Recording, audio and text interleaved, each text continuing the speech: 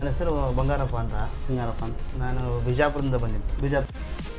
ಇವರು ನಮ್ಮ ಸೋದರ ಸಮಾನರಾದ ಪ್ರಕಾಶ್ ಆರ್ಕೆ ಅವರ ಆತ್ಮೀಯ ಗೆಳೆಯ ಬಂಗಾರಪ್ಪ ಅವರಂತೇಳಿ. ಇವರು ನಮ್ಮ ಕನ್ನಡ ಚಲನಚಿತ್ರದಲ್ಲಿ ತುಂಬ ಒಳ್ಳೆ ಹಿಟ್ ಫಿಲ್ಮ್ಗಳಿಗೆ ಡೈರೆಕ್ಟ್ರಾಗಿ ಕೆಲಸ ಮಾಡಿದ್ದಾರೆ. ಅದರಲ್ಲಿ ವಿಶೇಷವೆಂದರೆ ಕಾಂತಾರ ಮೂವಿಯಲ್ಲಿ ಮತ್ತು ಚಮಕಲ್ಲಿ ತುಂಬ ಅನುಭವ ಇರೋರು. ರಿಷಬ್ ಶೆಟ್ಟಿ ಅವರು ಗಣೇಶ್ ಅವ್ರಿಗೆ ತುಂಬ ಆತ್ಮೀಯರು ಕೂಡ. ಅವರು ಇವತ್ತು ನಮ್ಮ ಸ್ಟುಡಿಯೋಗೆ ಒಂದು ಟ್ಯಾಟೂ ಮಾಡಿಸ್ಬೇಕಂತ ಬಂದಿದ್ದಾರೆ.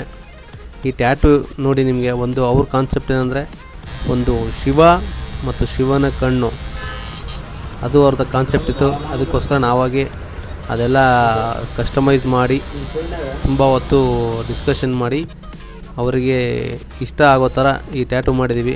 ನೋಡಿ ಎಲ್ಲರೂ ಹೇಗೆ ಬಂದಿದೆ ಅಂತ ಹೇಳಿ. ಈ ಟ್ಯಾಟೂ ನಿಮಗೆ ಇಷ್ಟ ಆದರೆ ದಯವಿಟ್ಟು ಎಲ್ಲರೂ ಶೇರ್ ಮಾಡಿ.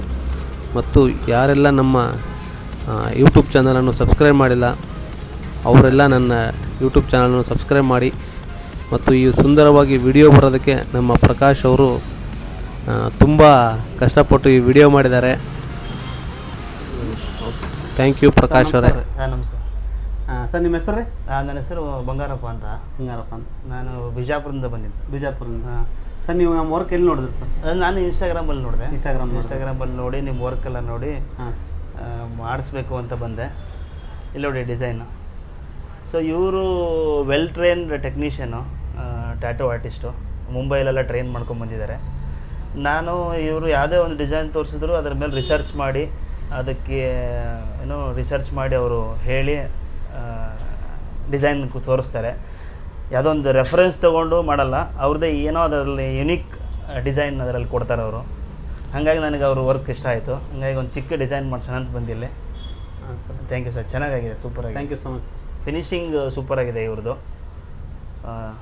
Thank you sir.